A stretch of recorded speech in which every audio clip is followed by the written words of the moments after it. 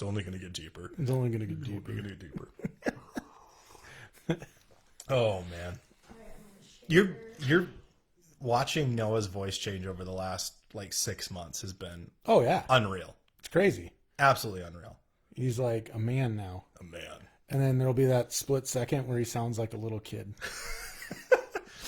And he does nothing but make fun of me when my voice cracks. Every time your voice cracks. All the time. And unfortunately, it cracks way more than it should. The last time you did a sermon. Kathy, hey, Lonnie. The last time you did a sermon, your voice cracked. Oh. And Noah starts losing it, and I couldn't contain it. Oh, that was when we were at Rolling Hills. Yeah. Right. And I was like, what's going on? I had to leave the room. I thought I said something. He lost me. So stupid. Yeah. No, you didn't say anything that stupid, but he started laughing because your voice cracked. And he couldn't contain it. His face was red. And so I had to leave the room. Yeah, I was like, no, but I'm watching Noah go from a first tenor to a baritone has been awesome. It's the highlight. It's the crazy. highlight of the last couple months. That's so funny. Kathy wants to make sure Yes, Kathy, we know we're live. We know we're live. Yeah. Oh, hey, Kayla. Good to see you. Glad you're here. Oh, we are just giving a little bit of time for people to jump on, and we were talking about Noah's man voice. I'm sure he loves it. This is going out live on Facebook. It's all right. He's 15. He sounds like Barry White. It's all good. It's awesome. So good. I just gotta say, this is payback for all those memes you've tagged me in, Noah. He was looking at you, man. Yeah, he likes to troll you. How about wasn't it the Super Bowl? During the Super Bowl, he was live memeing. Every 15 minutes, there'd be another live meme of whatever I happened to have said at the time. But what didn't you tell me that you had to tell him to back off? Dude, I had to tell him back off. I was like, Noah, chill, buddy. You've posted 25 memes during the Super Bowl about the guy who doesn't know anything about football. Yeah, that's what I get for going to a Super Bowl party. Yeah. Oh, man. So this is why we talk about you now, Noah. That's right. Payback, buddy. Payback. Oh, man. For some reason, okay, I'm not getting Kellen. Not getting Kellen? Uh-oh. Video now. Uh-oh. Mic issues? Am I not talking into it? Is it working? It's on Facebook. It's just on Facebook, but it was working, Yeah. and now it's not. Check 1 2. Check 1 2. Hey, Erica. Hey, Can you Brian. hear me? I can hear Is you it- through the headphones. is it coming not through here? Facebook. Did it come? Yeah, you're coming through that mic just fine. So you can hear me tapping on it. We're having a little bit of technical problems. Kellen's mic is not working. It was working. We tested. We tested. You get too close. Oh, did you double check to make sure the input was from the right source? There's no way to change it now. I should have checked it. I am getting your mic. Noah. Oh, man. Oh, man. Okay, so you're getting my mic, but not Kellen. Now I'm getting nothing. Now you're getting nothing. Can you guys hear us? Oh, wait. It's because my phone turned on. Oh, Eric, my wife's phone turned off. Did it die? No, it's good. Hey, Tim, how's it going? Oh, so we are, we're not sure if Kellen's mic is working. Go ahead and talk. I guess we'll find out. We'll find Yep. out. It is working. Awesome. Sweet. So as long as all the mics continue to work, even if they don't, we'll just continue to talk. So what we wanted to do, and Lonnie wants you to tap on your mic, and we'll do a little checking. So what we wanted to do was bring you guys into some conversations that Kellen and I have all the time anyways. Before this whole shelter in place and the coronavirus thing hit, we used to go down to Cafina, one of our local favorite coffee shops here in town, which we're representing inside these mugs, by the way. Oh, you had it panned? Is it good now? Yeah, we're good. Okay, we're good. So we used to go down a couple times a week sometimes and just talk shop, talk about church planting and mission, vision, and what's going on. And we don't get to do that a lot right now. Kellen and I actually we still get together a little bit, but not. I mean, it's like you wave at each other from afar almost, and then some Zoom calls. Zoom calls, yeah. A lot of Zoom calls. A lot of Zoom calls. So part of that is why we're in our garage right now. Some people, we were a little nervous about doing anything, not because we're sick or because we don't run in some of the same social circles or anything but just wanting to be cognizant and aware and do our part with COVID-19. But we decided to go ahead and do this in person together because we feel like we need to do something more than just Zoom calls all the time. And this, for us, this is work. And according to the state of Idaho, it's essential services. Just had a conversation with the governor about that. But we are taking precautions. So like we're out in the garage, we're on a long couch. There's like, it looks closer on there than it is in reality. There's probably about 3 feet between us at least. So we disinfected things. And so we are doing our part to try to be, try to be better about keeping people healthy. Cause that is a big concern for us because we do have we like our church, even as small as it is. I mean, it's multi-generational. We've got everything from like, 2 years old to 60s. Yeah. And, so we want to keep our community healthy as well as the community here in Boise and the Treasure Valley. So, hey, we're glad for all of you that have jumped on with us, and we're hoping that you'll hang out. We're just going to talk a little bit about life and church and living on mission and church planting, and probably go on some rabbit trails along the way. Just a bit. Yeah. I tend to rabbit trail. We both rabbit trail. And so that's probably what's going to happen. So here's the thing. This is a conversation, and it's not just between us. It's with you all as well. And so feel free to post things in the comments. Even if you want to rib on us, Noah, I see you already got a head start. But if you've got a question or an idea or a thought or something that you want us to talk about, just post it in there. We'd love to hear from you. We'll try to keep one eye going. We can kind of see him here, but then my wife is over on the computer watching, and it's just the three of us in here for those concerned about COVID. And so if you hear a disembodied voice, that's Erica. That's Erica from afar. She's producing, and she'll make sure that if we miss a comment or a question, she'll let us know what that was. So, yeah, man. Apart from COVID, we had an earthquake yesterday. We did. Have you been in an earthquake before? I have. Yeah. Really? Yep. It was actually in Brandon, or just outside of Brandon, South Dakota. The earthquake was, I don't remember if it was near a pier, something like that. And I was sleeping on the couch watching football, and the couch started shaking, and I thought my roommates were messing with me. And so I was like yelling obscenities at my roommates to let me sleep, and woke up when I realized the china cabinet was rattling. Oh my gosh. So it was crazy. That was about 16 years ago, give or take.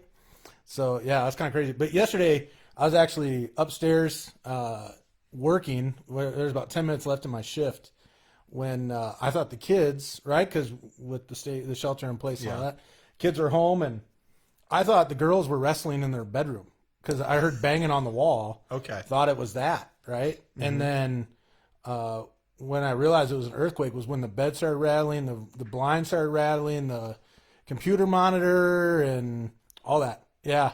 Oh my gosh. It was crazy. Yeah, we were awesome.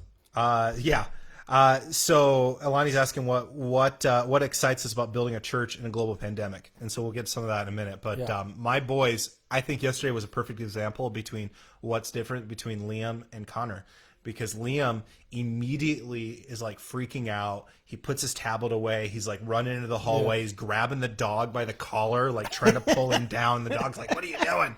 And then Connor, we had to like pick up and carry. He didn't even look up. He's just like playing on his tablet, not a care in the world. He kept trying to like stand up and like surf, surf the. He's like, sit down, boy. Yeah. And then the weird thing is, growing up in South Dakota, we're like, I immediately went into tornado mode. Yeah. Right? Like, where would I go in case it's a tornado? And I completely forgot that with an earthquake, I think you're supposed to go outside. You're supposed to go, if you can get outside, go outside. If you can't get outside, I think you're supposed to like take shelter under a table. Yeah. Like maybe a doorway, but Yeah, even then, doorways we went into the frame of our hallway, and we're like, wait, this is where I'd go for a tornado. Where am I supposed to go for an earthquake? Yeah. I forgot which national disasters to deal with. Yeah. Yeah. So anyways, this question about what excites you about building a church during a global pandemic, that is such a positive way of putting it. I'll tell you this, the first thing I thought when it came to the church and this pandemic thing was, I'm really glad that we're not trying to launch on Easter. Yeah. Because we made the call back in January. We talked about it back in like December and even a little bit earlier about pushing off to fall, just because of the area we live in and a lot of just the logistical aspects of trying to do a launch in the spring. It looked like fall was going to be better for us, and so we made that decision back in January. And now I'm like, man, if we had tried to launch public services on Easter, one, we wouldn't be able to meet, because it looks like we're going to be shut down for at least through April, and there's some states that are actually shutting down into June already. I think Virginia is already shut down until June 10th. Really? And Crazy. it is thinking about that, I go, man, I'm glad we're not doing that. But then I also thought, this is going to be hard to build a community of people when you can't get in the same room. Yeah. And I think all of it it's caused me to reevaluate what it means to be a church. And, we've already done a lot of that just with church planning, because you get to start from scratch. Right. But I grew up in the church, and you've had a lot of experiences with different kinds of churches, and it's it was one of those where you go, okay, we had talked that we didn't want to be a church that was focused solely around the Sunday gathering. Right? Like that Sunday service was an important piece, but it wasn't the linchpin that kind of held the whole thing together. Right. And now all of a sudden it's like, you really got to live that, because you don't get to have a Sunday service. Right. I don't know. It makes me think about what's our mission? What's the why of being a church? And we've known that it's not about getting together on Sundays. Yeah. And, even with us doing the Love Local, and we've got we got to represent here with our Love Local sign. It's not even about that. Like the Sunday gathering and loving local are both symptoms, right? They're what would you call it? Outcomes, Yeah. I guess, of the real mission, which is to make disciples.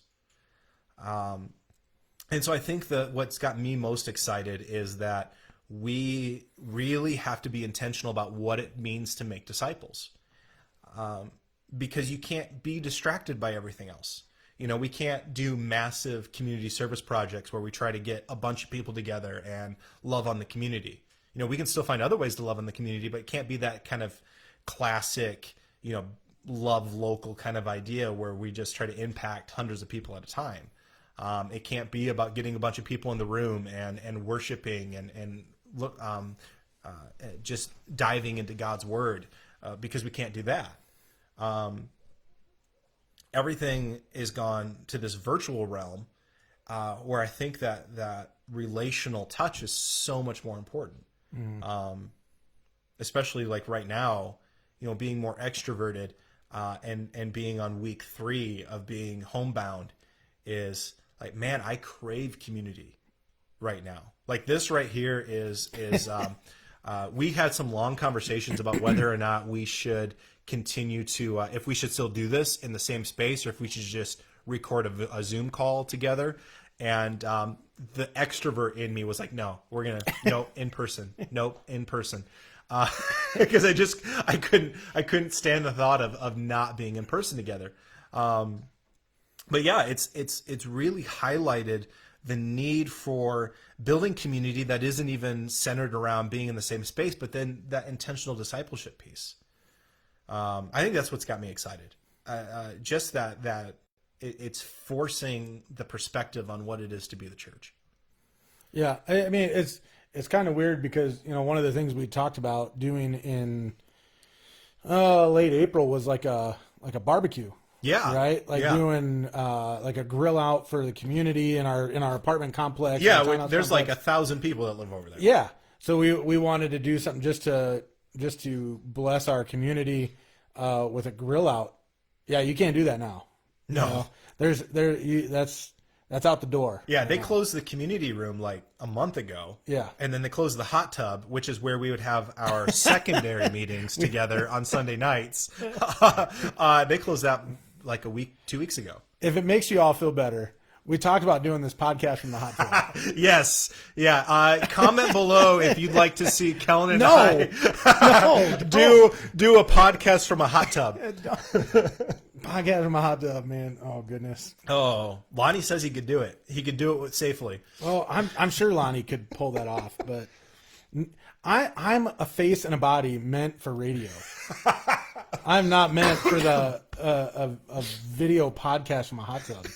That is not me. Oh my gosh, that's an image you did. That would be that. I know we'd both be like all the way down, like just chins above the water.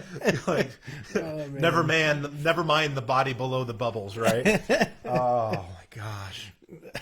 Oh, but yeah, I mean, we just you just can't get out to do all that stuff. I was talking to a friend this morning. She had texted me asking how she'd be praying for me and Kathy and our kids and stuff, and I was just like, man, building the church in the middle of a pandemic is kind of hard because especially right now, you're trying to ramp up those relational opportunities and getting together with people, like you said, for worship and to serve in the community and discipleship and all the stuff that goes with that. And while, yeah, it's nice to have Zoom, and I'm an introvert, like Josh was just talking about, he's an extrovert. I'm an introvert. I'll go function as an extrovert, but I'm an introvert. And the Zoom calls have been nice, so you can talk to another human, but it doesn't replace being in the same room, So actually, when I walked in tonight, that was the first thing I said when I walked in your garage. I was like, humans. Yep. So. Oh man. Yeah. Yeah. Oh, it's so true. We were talking the other day on our staff call, from the beginning, we have always said we wanted this church.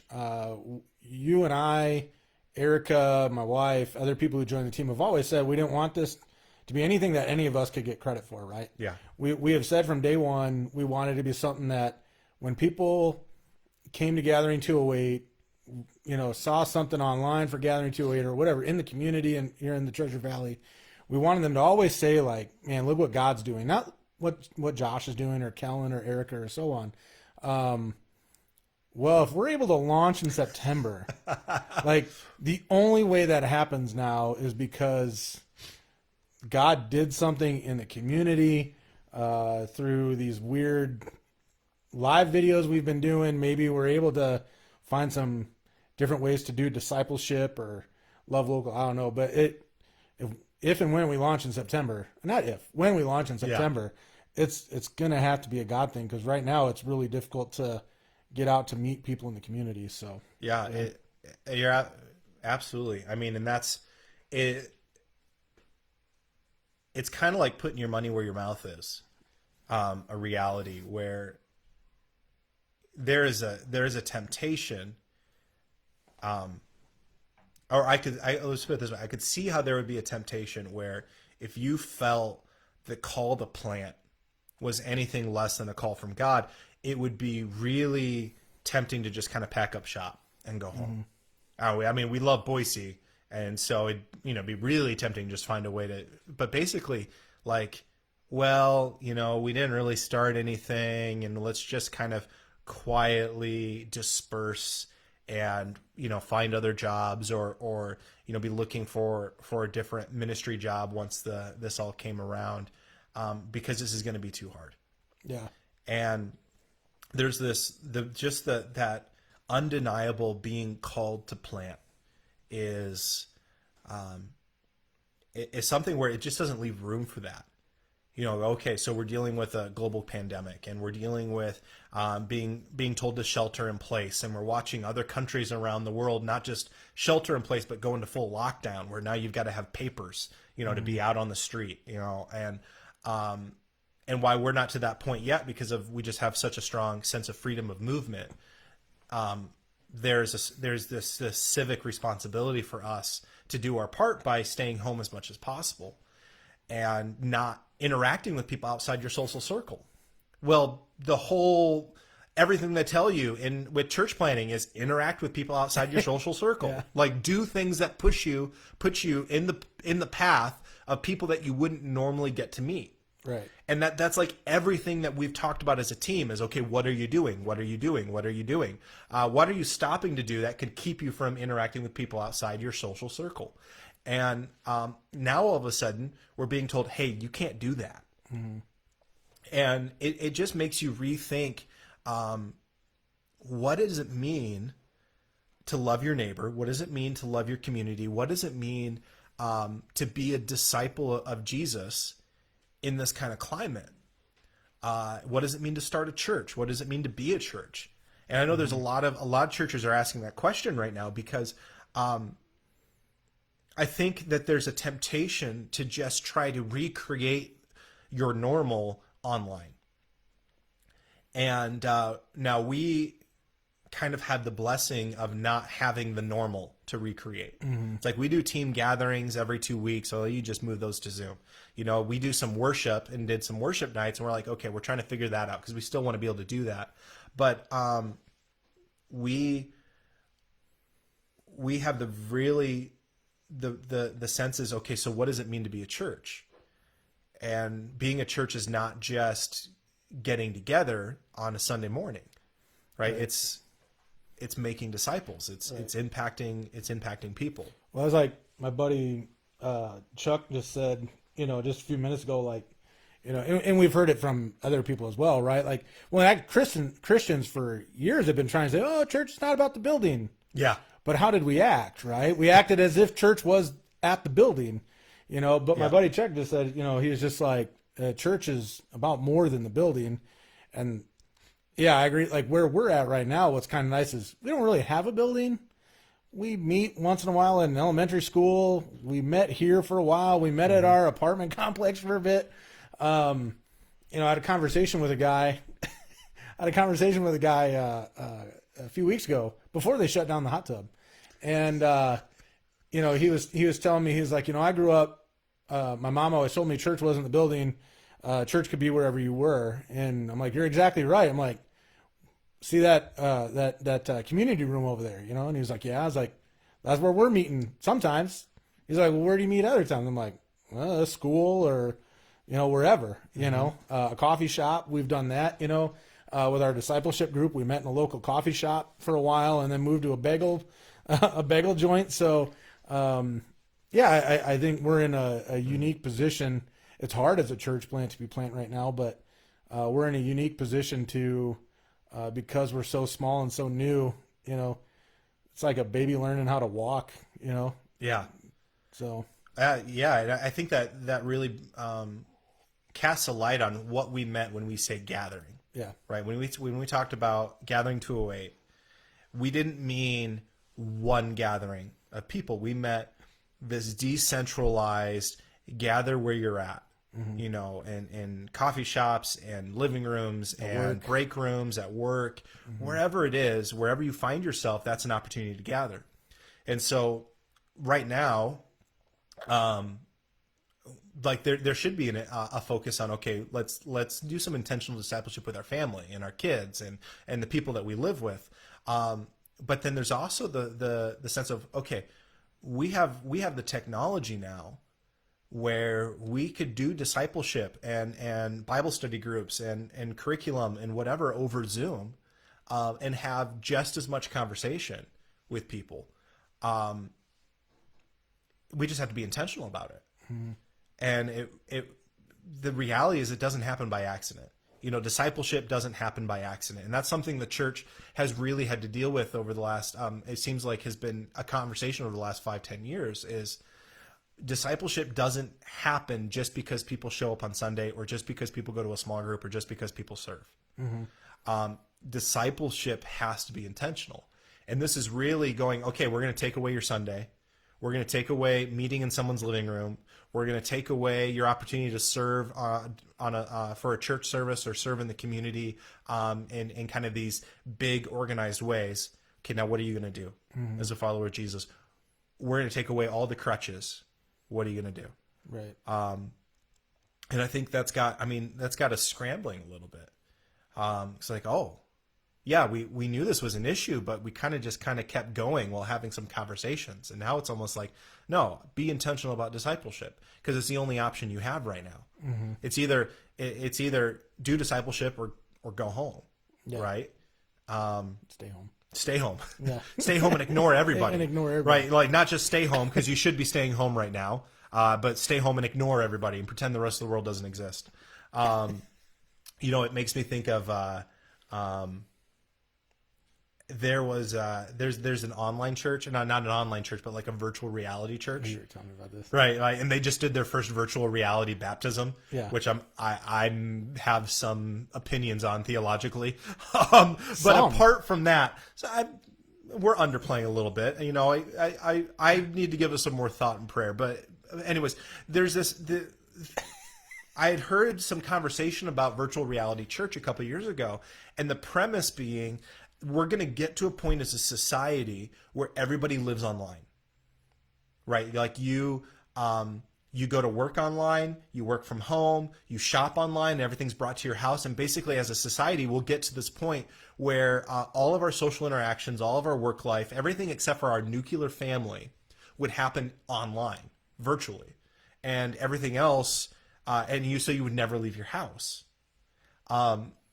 And a lot of people were like, oh, that's kind of awesome, right? Like, I never have to get out of my pajamas. Everything comes to my door. I don't have to interact with weird people, right? Your wife. And my wife, who is super introvert, is like, yeah, that's what I want. Well, now she's 2 weeks into being stuck at home. Ask her if with me and our 2 boys and a dog. Ask her if she still thinks that's the way the world should run. She's just now, like, as of today, starting to change her mind on this whole thing. And there's this sense of, like, even the most introverted people in this time are realizing, I need community. Like, I need face-to-face interactions. I need to spend time in the same room as another real person. And so the whole idea of life being 100% virtual, I think people are going to realize through this time that that's not the end goal. Now, virtual is a tool that we get to use, and right now we have to use. Our hand has been forced on that. But it does strip away a lot of that other busyness that came from getting a bunch of people in the same room. Right. So Kathy asked a while ago, what are some ways Gathering 2A is planning on serving the community, and why? So we had a lot of plans. Well, our plans have been crushed. Yeah. Everything we were organizing was crushed. Basically, we had, and I keep kicking this. I'm going to try to remember exactly what our things were. We wanted to do things that met a need, that added value, that created wins, and showed the love of Jesus. Right. So things like served a need. Right. So we did the laundry buy down, or the laundry buyout, where we would pay for laundry, which worked out really well because it was right before we weren't able to, we all went on lockdown. Right. It was the weekend before lockdown hit. And we were actually able to serve some people who they had lost their jobs already. Or they were on their last, I had one person tell me that they were on their last $50.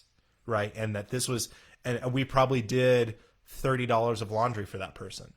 I had and then a bunch of families that was just a huge serving opportunity, right? It met a need. We were talking about working with all the farmers markets and the outdoor events that happen here and try to like have a spot and add value, right? Create something for kids and for families. And so we were talking about like even just having an inflatable Gaga Ball pit, which if you don't know what Gaga Ball is, it's an awesome game that has like just hit Boise. We had it back in South Dakota. It was awesome. Anyways, and so just add value. Loves his Gaga Ball. I love Gaga Ball, man.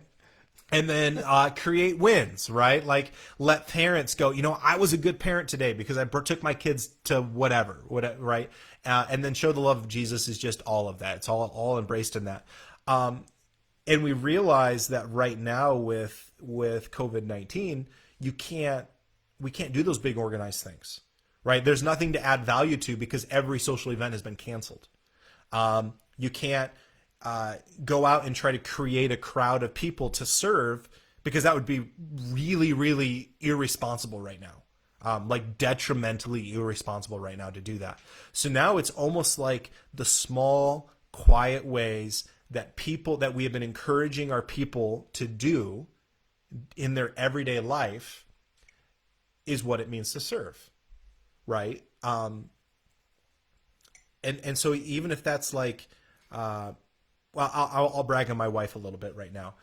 She had found plans for these headbands that had little buttons sewn on the side to hook surgical masks to.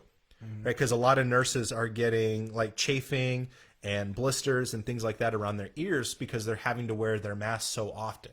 And so they created these headbands that you hook the mask to the button instead of your ears, and it still keeps it in place. And so she's got the supplies, and she's actually going to be working on making a whole bunch of those. And Julie, who's on our lead team, and is a nurse for St. Al's, is she's got a bunch of people at her office that would love to have some of these, and so she's going to work on getting those made so that nurses can just not have so much irritation right all day long around their ears, and that's just a small way to love on the nursing community, right? It's not like some big centralized effort. Now, if you guys want to help make a bunch and we actually get them all throughout the nursing staff and the medical field, like we could figure that out. That would be awesome. And this is kind of a new thing that I think you just told me about it last night. She's over there, by the way, in case you're wondering why I'm looking over there.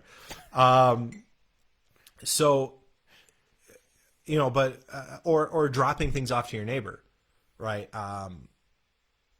You guys went and visited Julie as well because she was like waved at her from the balcony. Yeah. The neighbor below Julie was not thrilled because our girls were, you know, Hackett Racket. I mean, there's a reason we have that nickname as a family.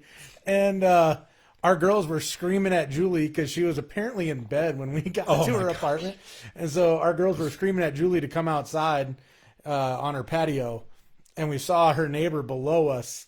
They kept opening their blinds, and then as soon as we'd look, they'd close their blinds, and then they'd open them because we were talking, you know. Yeah. But yeah, we just wanted to visit her because Julie, like Josh is saying, she works at St. Al's, has kind of self-quarantined herself, I guess you could say, just so one, she doesn't contract anything, but two, anything she's been exposed to, she's not possibly giving out to anybody. So we love Julie, and we all miss her. We do, because she's working hard, hilarious. But but that's an example of something that we should all be doing, right? Like we all have that person that we know or that neighbor that for whatever reason is having to isolate to that next level. Well, did you see the story today? It was going around Facebook. It was a teacher in South Dakota, and they didn't have his name in the post. But there was a girl, I want to say she was like 11 or 12, struggling with her math homework. Teacher found out she was struggling with her math homework, took like a portable whiteboard to her house, sat outside her door, like her screen door, you know what I mean? Yeah. So that she could see as he was teaching her. And a friend of mine who lives in Seattle now was like, I know that guy. That was one, So like it's stuff like that. Like even if you're a teacher, if you're like, man, I miss my students, and we've seen pictures and videos all across country where teachers are doing these parades to, drive by their students' homes. But yeah, there's nothing stopping you from standing outside your student's home if they need help. Noah's English teacher at River Glen called last night just to check in on him and see how things were going. And so she talked to my wife for a little bit, and I mean, yeah, there's a lot of different ways that, there's certainly challenges. There's a lot of different ways that you can still go help people in your community, people that the vulnerable, the sick, stuff like that. So, yeah. Yeah, I think that there's just letting people know they're loved is hugely important right now, and that they're not forgotten. We've got we've got people that we know, people that we live around that they can't leave their house, and maybe they live alone, or maybe they're to the point where they can't even go to the grocery store because they've got some kind of immunocompromised system where they really, really have to stay inside. And so finding ways to show them that you love them, whether that's, doing their shopping for them, or, sending them flowers even might be a huge thing. Writing I heard there was a community that kids would go around and do window art for people. Oh yeah. Right. Because we're just in this weird time where, it's just a social distancing that we've never experienced before. I just watched one of a really good friend of mine's wedding on Facebook Live because they just did it out in a park with a handful of people, all kind of standing too far apart from each other. And because they just wanted to make sure that that they could include people and still, get married. Right. And not put that off further because it was important for them. And so there's just a lot of people that are hurting. And the reality is we don't know how long this is going to go. Right. The reality is that we're not talking weeks. Right. I mean, we're talking, through April, and I know that there's people already planning to be kind of shut down through May. And this is going to be a hard time, right? We know that there's going to be people who are going to lose their jobs. There's people who are going to run out of savings, and I know there's a stimulus checks coming, and that's going to help a lot of people in dire need. But there's going to be huge opportunities that we are going to be presented with to bless other people's lives. And that's something we've talked about with our team with the blessed rhythms, right? And so the blessed rhythm is BLESS, and the acronym for B is begin with prayer, L is listen, E is eat, S is service, and then the other S is story. So you always begin with prayer and basically saying, God, show me the opportunities. And then L is listen. So listen to people's stories, listen to where their heart is, listen to what their needs are. And then E is eat. And basically that is creating community. Now, yeah, we can't go and grab a cup of coffee with somebody. We can't go and sit at McDonald's or wherever you want to go and have a meal together. But we can still intentionally create community. If that's talking to your neighbor from the other side of the fence, if that's sitting out on the front porch and connecting with people as they go by, even something as simple as walking your dog at the same time every day, you're going to meet the same people, and because we're creatures of habit, and you can build community. And so even though we can't eat together, we can still get the same effect, right? And then serving. So when you pray for opportunity. When you pray for opportunity, so your eyes are open to what's going on around you, and you're listening to people's hearts and to people's struggles, and then you're building community so that you actually get to be a part of their life, there's going to be opportunities for service. Right. And I think then it just becomes on being intentional. Are you actually going to seize the opportunity to make a difference in somebody's life? And it really reminds me of the church in Acts chapter 2, right, where they took everything they had and they split it among the people, so no one was without want or without need, right? And Yeah. I even think about like something like toilet paper or disinfectant wipes. Some of the people in our communities that we know are going to have a lot of toilet paper and a lot of wipes, right? Some people in our community are not going to have either of them, right? They're going to be out of all of that. And we know that stuff is going to get back on the shelves eventually. So we go, okay, this is what I need for my family, like right now. So who can I give the rest to?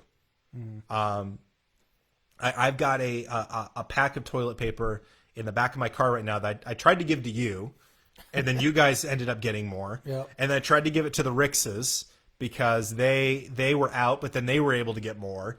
And so I've got this pack of toilet paper that honestly, at this point, I don't want to use for me. I just want to get rid of it. Like I wanted to give it to someone who, so if you know somebody that is out of toilet paper, please tell them that we will give them, comment below. And if they live in Boise, I will drop it off at their door. Or you can send it to us in a private message if it seems weird to say on Facebook who's out of toilet paper. Hey, Renee, by the way, sorry, just saw your virtual hugs. Thank you very much. We miss you and your whole crew.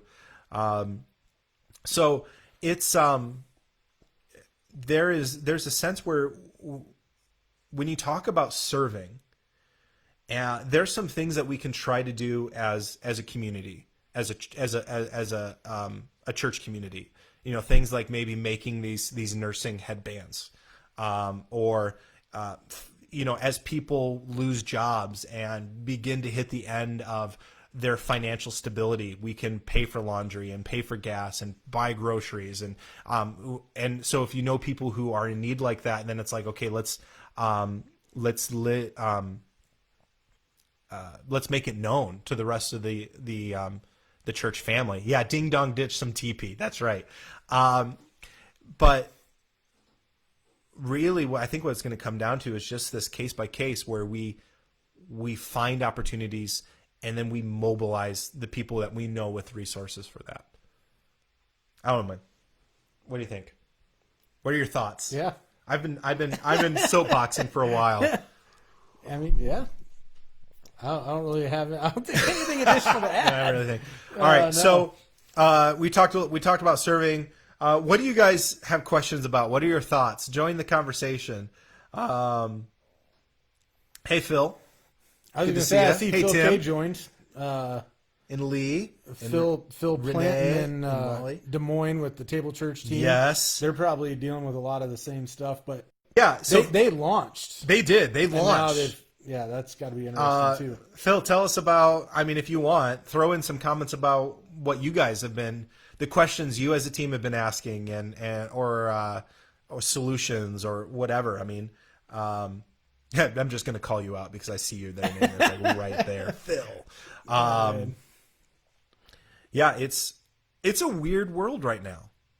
It is legitimately a weird world, unprecedented. I mean, we've never been on global lockdown before, and it definitely should cause you to pause and kind of reevaluate. What's really funny is right before this hit, you and I were both reading Life Without Lack, which is a book by now I'm going to completely forget. Well, the it's name. Dallas Willard, Dallas but Willard. it's like a compilation of his teachings, right? Yes, yeah. Someone else compiled some in-person teachings he did. And that whole thing is basically, where's your sufficiency come from? And I think that there's a reality right now where people who follow Jesus are going to have to really go, okay, has my sufficiency been coming from God, or has it been coming from other sources? Has it been coming from the role that I play in a church, or the role that I play in my faith community? Because those things have been stripped away.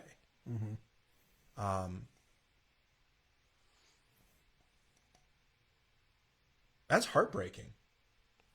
Kathy says, what would you tell someone who is scared right now? what could we tell them too? You know, do you have any thoughts? You were going to say something. Yeah, I think we're Go for both it. going to say something. No, I mean, someone who's scared right now. I mean, yeah, I think it's kind of different for each person and what it is that's scaring them right now. You know what I mean?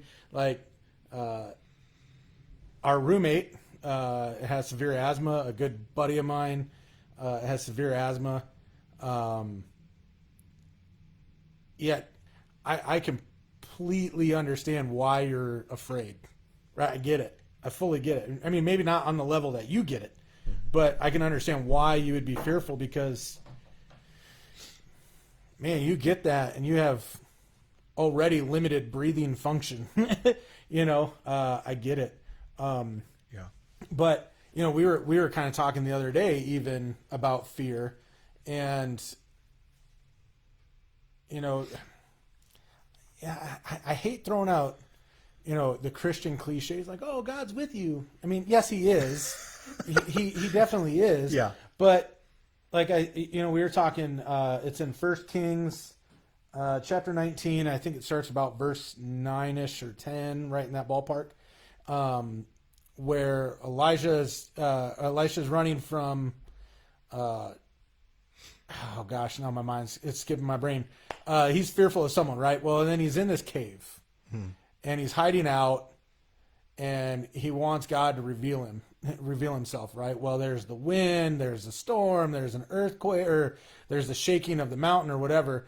There's a fire, and God's in none of it, right? Mm-hmm. And then a good friend of ours, Wayne Muller, you know, he had said to me at one point during my I was going through a difficult time with the passing of my dad, and my wife was on bed rest when she was pregnant with our daughter Ariel, and you know, I told Wayne, like, hey, you know, I used to see God all the time. I used to see Him working all the stinking time, and now I'm seeing Him in no alone. And he had referred me back to this passage, you know, and he had said, you know, when God finally speaks to Elisha, He doesn't speak in a loud, booming voice and in these magnificent ways. He just speaks softly to him and says, "What are you doing here?" Right? And I heard it in another sermon later on, and I don't remember the pastor that had preached it, but that word "here" is important, right? Because it's not God from a distance saying, "Erica, what are you doing over there?" "Josh, what are you doing over there?" "Kellen, what are you doing? What are you doing here?" Right? Like He's with Elisha in the cave, and he's present with him through his trials, through his fears, through all that. And like I said, I really don't like Christian cliches. I don't know if anybody does. No. Really. But, you know, I think for Christians, we take comfort, we take hope in the fact that we worship a God who is living, who is active in our lives. Mm-hmm. He says that, you know, He's going to work all things for His good. That's including pandemic, including heart attacks. That's including unexpected deaths. Mm-hmm. That's including, you know, miscarriages and women who are bedridden because of pregnancy complications and number of things, right? Yeah. Number of things. I could go on and on. So, you know, like I said, I really want to avoid the Christian cliche. Well, you know, God's with you, but it's true. He is. And that's where my hope lies. That's where your hope lies, is that I'm not walking through this alone. Mm-hmm. You know, I have a God that is faithful. I know even through those difficult times that He's there with me and my family. And regardless of the circumstance, regardless of the outcome, it doesn't mean He left. It doesn't mean this. I saw somewhere the other day, oh gosh, social media is so scary. They had said something like, this is, you know, God's causing the pandemic. Oh, And I wanted to throw my phone when I came across that post, No, God is not causing your pandemic. God is not like killing people because he wants to kill people. yeah. Um, that stuff, like, only if you're a Christian and you are posting that stuff, all you are doing is spreading more fear. Well, and you put a wedge Yeah. between people people who don't know God yet and people who follow Christ. Yeah. And all of a sudden, all you've done is shut down the conversation where people could find those connecting points and go, you know what, maybe I do need to be sensitive to what God is doing in my life, and that door for the Holy Spirit to really be having a transforming work in their life. All we're doing is shutting down people's receptiveness to what the Holy Spirit is doing. And I think there's a reality too where God is such a bigger viewpoint of our life and of the trajectory of humanity and history. And when you talk about how God can use even a global pandemic, and there's pain that comes from this, and we don't always see, even in our own life, when we're dealing with pain and we're dealing with fear and we're dealing with worry, how God can use those things and redeem those things later. But that's something that Eric and I have found in our own life, is that consistently the pain and the suffering that we've gone through, while it sucks and it's hard, God has used it either in how we get to interact with other people or in shaping us into who he's designed us to be. There's a verse, 2 Timothy 1:7, that I've been spending some time with in all of this. It says, "For the Spirit of God does not give us, does not make us timid or fearful, but gives us power, love, and self-discipline." And I love that because it's okay to be worried, a little frightened, but we don't have to live in a state of fear, because we have a God who gives us power, right? He gives us love. He gives us self-discipline. And I think those are three things that we need to remember about the kind of God that we serve, is that he doesn't want to create fear in our life. He doesn't want to create this living in panic or feeling like you've been tread on and kind of living timid, right? But there's a sense where we are given the love of God, we are given the power of God, and when we live a life that's self-disciplined, we get the opportunity to express those things, even in a world that's fearful. And so the end result is really, okay, where does your satisfaction in life come from? Does it come from your position? Does it come from your stability? Does it come from your family? Because all of those things are on the table right now. And that's something that's new for American culture. Like the middle class, and particularly the upper middle class, they'll say is some of the hardest demographic to reach for Jesus, because they're self-sufficient. Like, why do I need Jesus? I've got sufficiency in myself. Well, right now, for the first time in a long time, that is really threatened. And so all of a sudden, it's like everything that we built our identity on is being taken away. Right. The role that you play in your culture, the role that you play in your community and in your work, it's all been stripped away. It's like, so when it's gone, what are you left with? Right. Because if your sufficiency is on those things and not on your relationship with God, then you're going to fear your life, right? You're going to be timid. You're going to be fearful. You're going to be worried, and you're going to be lacking love for other people. You're going to be lacking power in your life. You're going to be lacking self-discipline in a lot of ways, because the sufficiency's gone. I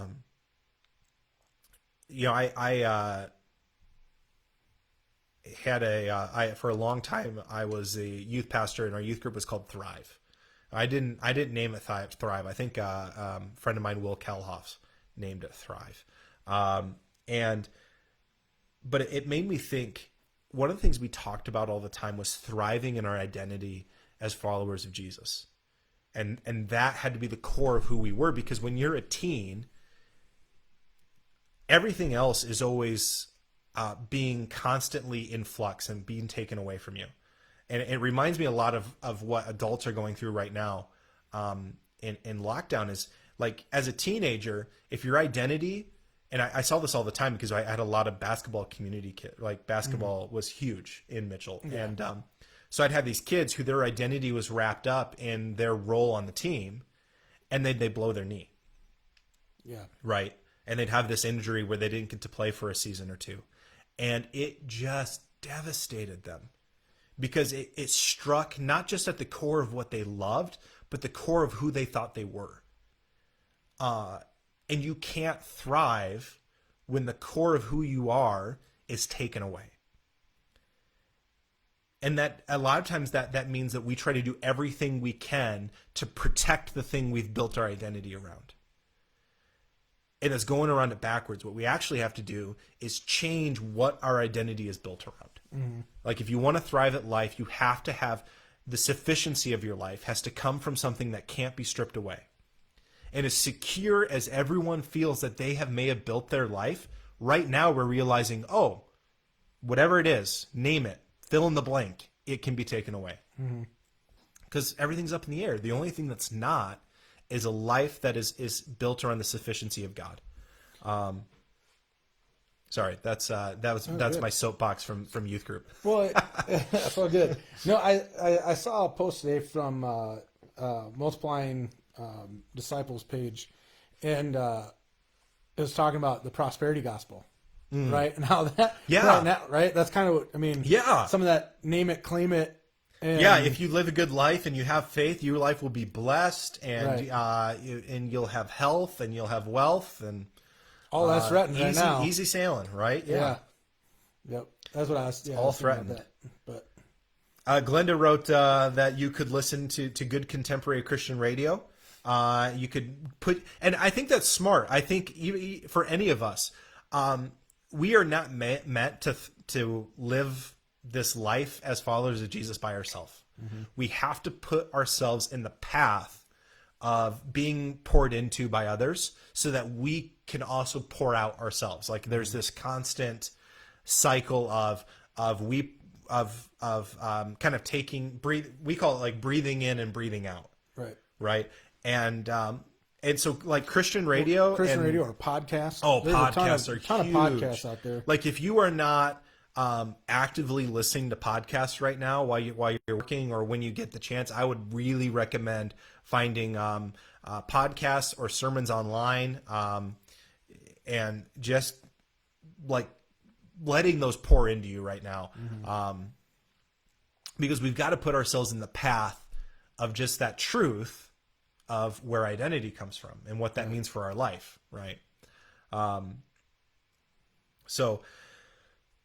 Did your voice just crack? It did a little bit. Noah, did you hear that? Noah, you heard that.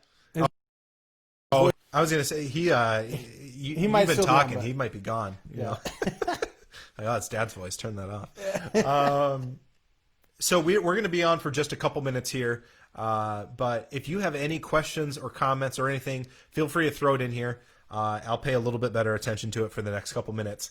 But we're actually talking about maybe trying to do this.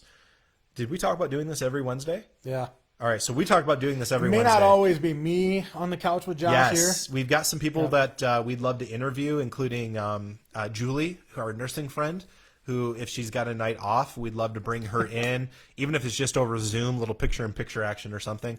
Yeah. Interviewing people. But what are thoughts? I mean, we'd love to do this. We love having a conversation. Listen to the Bible chapter by chapter. That is huge. The app. I found that a buddy of mine who's a pastor out in Mosaic Church, Jordan LeBlanc. He's the lead pastor at Mosaic Church in New York. And his church, I don't know how he came about it or what he did, but they got 60 days free using the Dwell app. Okay. where there's different plans. There's specific books you can go to, and it's different voice actor. I think they're voice actors or what. I don't know. I just downloaded the app the other day, where they read you verse by verse or different topics. So great idea, Dan. Dwell app, Dwell, Dwell. Yep. Yeah. Spending time in scripture is huge. And a lot of times hearing it from another voice can help as well. Yeah. There is the Johnny Cash audio Bible. Really? And I'm going to guess that was Connor opening the door. We called it. We're like, there's only, only a certain amount of time. So the other thing that we're not sure about is what to call this. Right now we just called it Gathering 208, the podcast. We talked about coffee or pastors and coffee because we love our coffee. It's trademarked. We talked about maybe the Garage Cast. That's trademarked too. Put it out there. By the way, if you didn't realize, we're in our garage right now. We set it up with. I happen to have some pallets sitting around. Last few minutes, leave prayer concerns. Yes, that's a great idea. Thank you, Glenda. Yeah, if you've got prayer concerns, feel free to leave them below, and we'll end our time with prayer. But leave them below, and we'll have our team praying for those things. Also, what's that?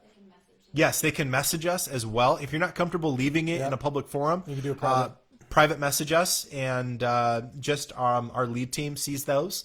And then if you've got ideas for what we should call this, or if you like the Garage Cast or Pastors and Coffee or something like that, a variation of, comment that below as well. But we are going to wrap it up because it's 8:00. We got to get kids to bed. And my youngest is done, apparently, by the door opening and closing. So we called it. Yeah. Let's see here. Hey, Debbie. I love it. Yes. I think it's a great time to get people together this way. That's kind of what we were hoping for. There's a lot of people who are kind of putting out pre-recorded content or stuff that there's not a lot of back and forth. We wanted something that's a little more conversational, but isn't limited in its scope like a Vimeo call is. Like, this is something that people can just jump on or engage in and be part of it. So thank you, Debbie. That's really affirming to hear that, because that was a lot of why we were doing this, the thought behind it. So thank you very much. So Debbie is one of the greatest people you'll ever meet. Lonnie and I have told you this. That's the Debbie we were telling you about. Oh, that's the Debbie. That's the okay, Debbie. I've heard about you, Debbie. The Debbie. That's what I'm going to start calling her now, the Debbie. Oh man. Hey, Cody. She's probably welcome. We're getting ready to sign off. Good timing, Cody. So if you've got any prayer requests, put them down there. But otherwise, we're going to close in prayer, and we will do this. Hey, Haley. Man, we're seriously like final minutes here. We're jumping off, but we're going to pray, and then we're going to do this next Wednesday at 7:00. 7:00 Mountain Time. 7:00 Mountain Time from our central friends. And comment below if you've got thoughts on what we should call it. If you've got prayer requests that we can be praying for. And also, if there's people that you would love to have part of this conversation. Like if that is a specific person, or like we're going to have Julie on one of these days, and anything else like that. But comment below. Cody, better late. Always better late than never, right? I lived and breathed better late than never when it came to homework. It's really good. I tested well. Bible study, yes. We will probably. This was a little bit more of just kind of a ranting, rambling session, but we'll get a little more focused on what we're talking about, and maybe we will. Maybe we'll pick a book of the Bible and just go through Scripture and let you guys jump in. Mm-hmm. So feel free to keep commenting stuff. We'll post this video onto our Facebook page, and you can comment ideas there or direct message us. But it's one of those things where I could just keep talking forever. So I'm going to intentionally stop now. But will you all, wherever you're at, whatever time zone you're in, whatever you're dealing with life, or whether you're in your living room, your office, or hiding in the closet right now from your kids, will you join me in prayer? Heavenly Father, thank you for thank you of God that is so much bigger than a local church or a denomination or a collection of churches or a network. You are a God who has a family on a global scale. And in the midst of a global lockdown, that's never become more apparent because we don't have the luxury of letting the little differences build walls between us and other believers. And so, Lord, I pray that we will be intentional about how we live our life so that we can disciple people and we can show the love of God to people, and that we can live a life of power and love and discipline and not be a people who are known for timidity or fear, because that's not who you've called us to be, Lord. So I pray that